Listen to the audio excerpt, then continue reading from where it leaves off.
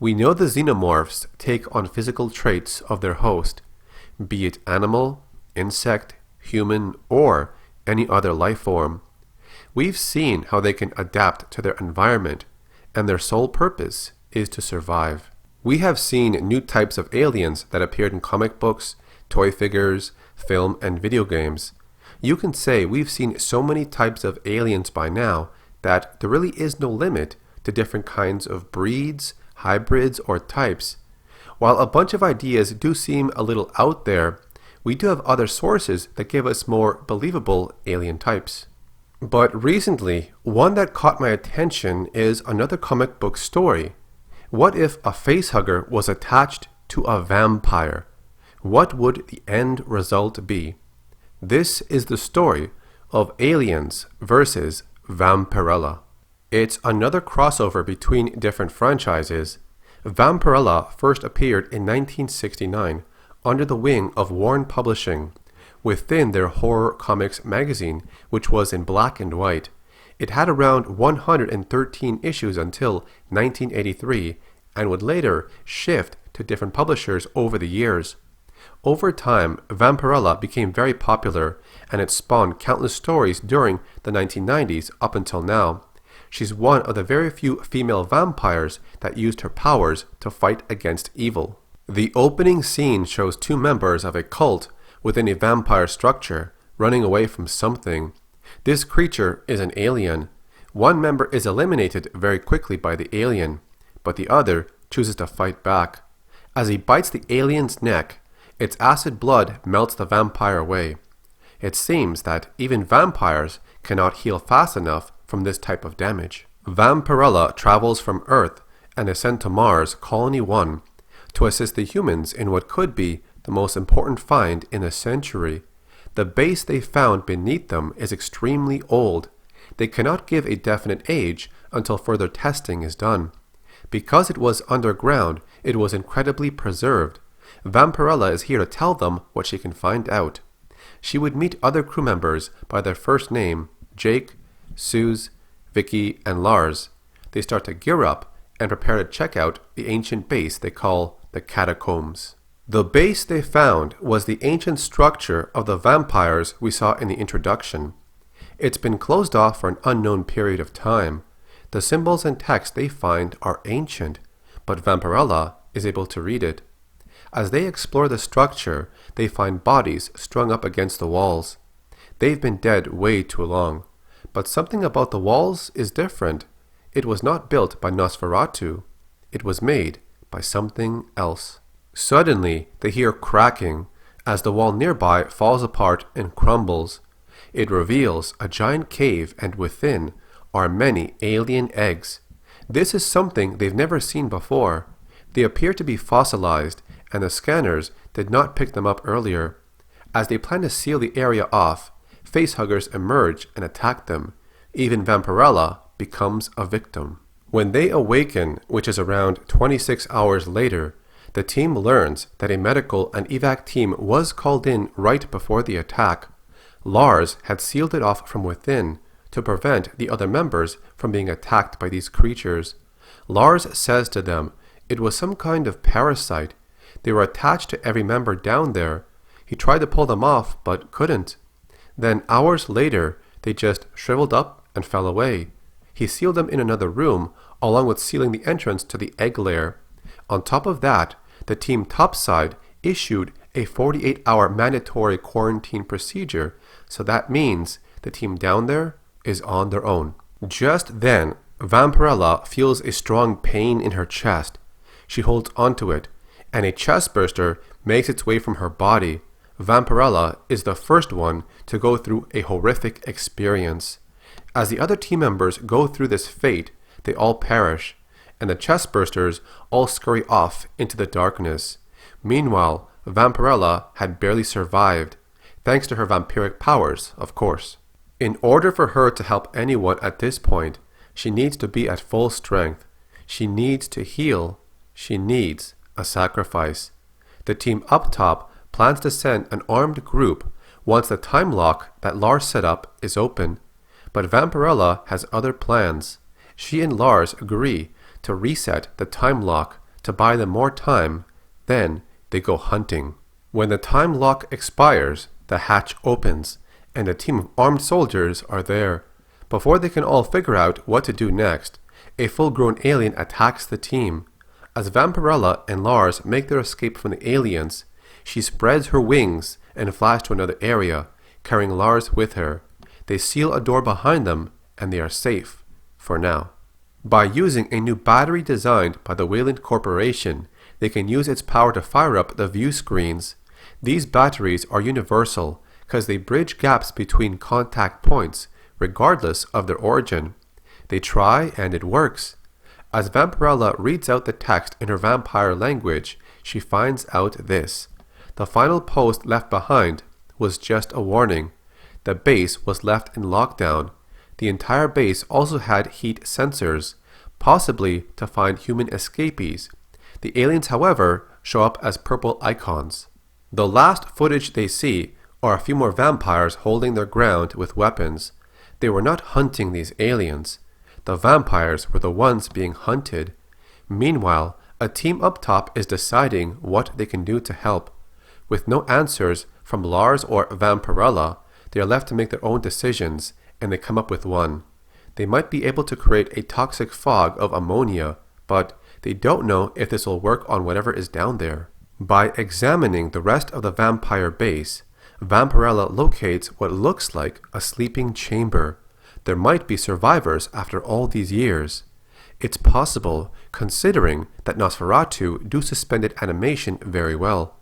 As the sensors on the monitor pick up only 2 aliens, they realize one of them is missing, and it has found its way inside by using a drain underneath. The other aliens would soon find their way inside. Meanwhile, a toxic gas starts to fill the air. The aliens would then chase the survivors to a sealed room. They barely make it inside, and the door shuts. But where are they now? Meanwhile, the aliens have started to dig their way up to the surface. Even a queen alien is spotted and start to attack people in the area. The toxic gas from earlier was caused by some men trying to get rid of the problem.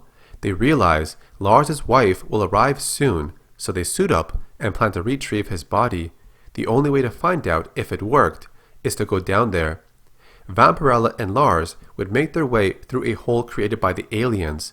When they reach the surface, they realize something big has already been up here. As they hide from the incoming aliens following them, they assess the situation and see what options they have. Vampirella is unable to fly them off due to her wing being damaged from an alien attack earlier, and Lars is not able to let her feed on him once again, as he will be too weak if she does it again, and so they have to find another way. Back in the sleeping chamber that Vampirella and Lars found earlier, something has awoken from its deep sleep. When they are on the surface, Lars is able to make a call to his wife Sarah. He explains that vampires are not the problem. It's these new creatures that are smart and lethal. To keep everyone safe, he tells her to not land their ship to search for him. As they continue making their way around the area, the two of them finally come across the alien that came from Vampirella's body, but this one is different. By taking traits from its host, it has turned into a vampire queen alien. The two of them run as fast as they can, but they are met up with a Nosferatu that has awoken, and it needs to feed. Lars and Vampirella try to run from both the vampire queen alien and this Nosferatu, but things are not looking too good right now, and unexpectedly, the Nosferatu transforms into a giant bat and grabs a hold of them and flies off, only to carry them to safety from the queen alien.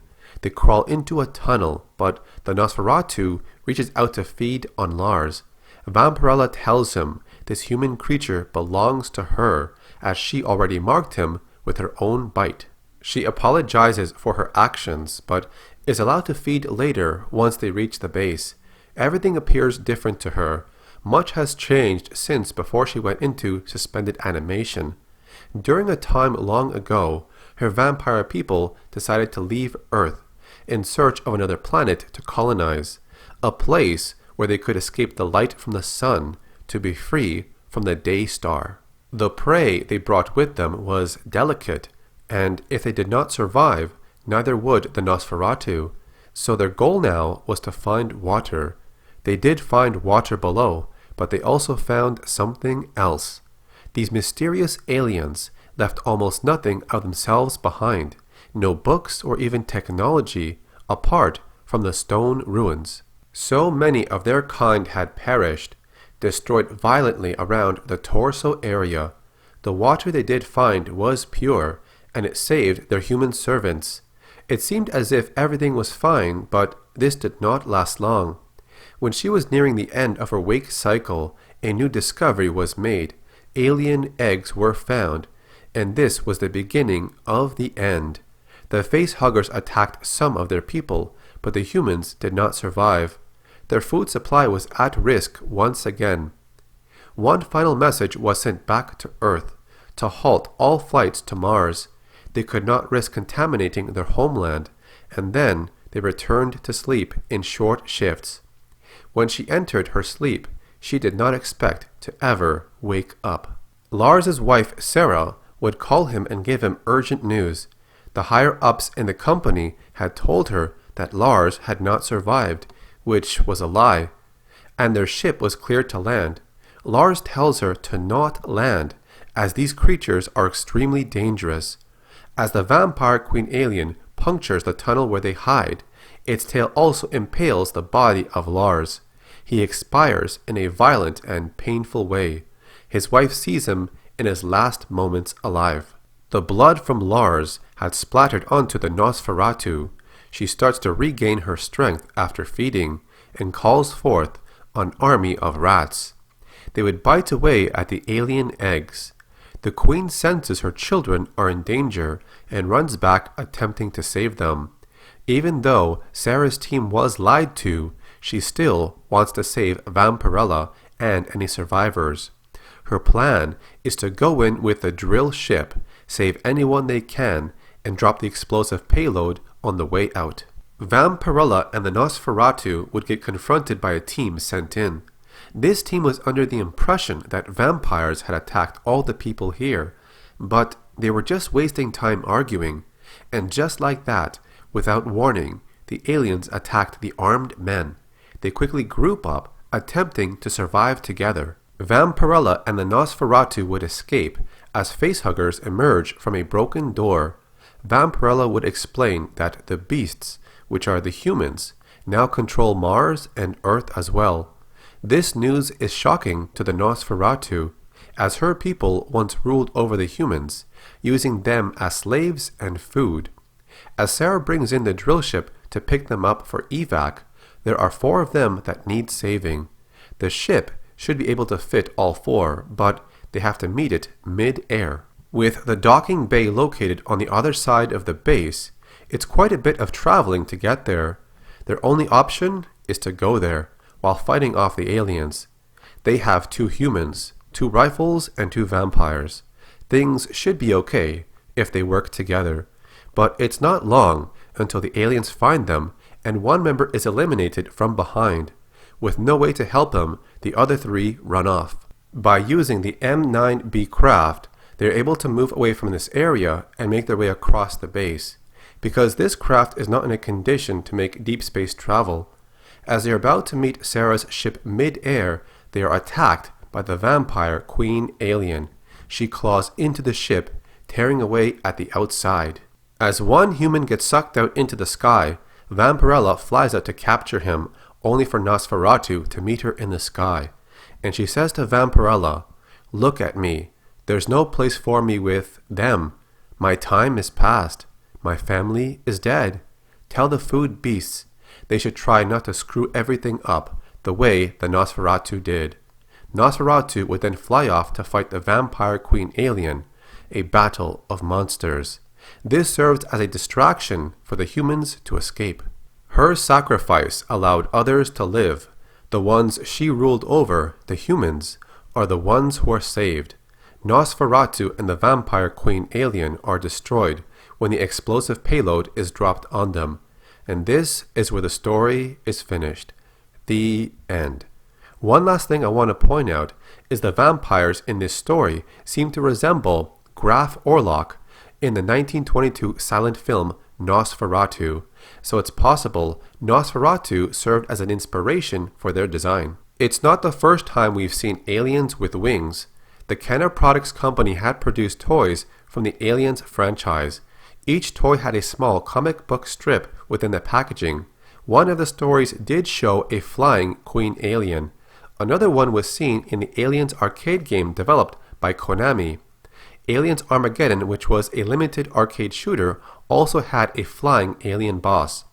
Another arcade shooter called Aliens Extermination featured an alien dragon boss along with flying chestbursters. And the Aliens vs. Predator game on Super Nintendo did include their own version of a flying alien as well. There was another vampire xenomorph featured in the comic book of Buffy the Vampire Slayer. In the story, in space, no one can hear you slay. It's a very short story that pays homage to Ridley Scott's 1979 film Alien. The tagline alone is even similar to Alien. In space, no one can hear you scream. Buffy travels to a place that is considered to be her spacecation from all the vampire slaying she does. Even the intro is a nod towards the first Alien film in 1979. She's trapped in this ship with other giant bugs that are distant cousins of termites. When her stakes for vampire hunting are missing, she has to find a can of bug spray instead.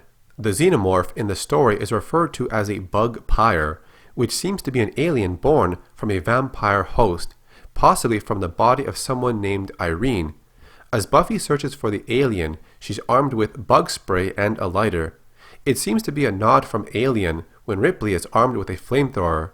I guess you can consider this scene a bug hunt. During the last scene, Buffy is trapped with the xenomorph.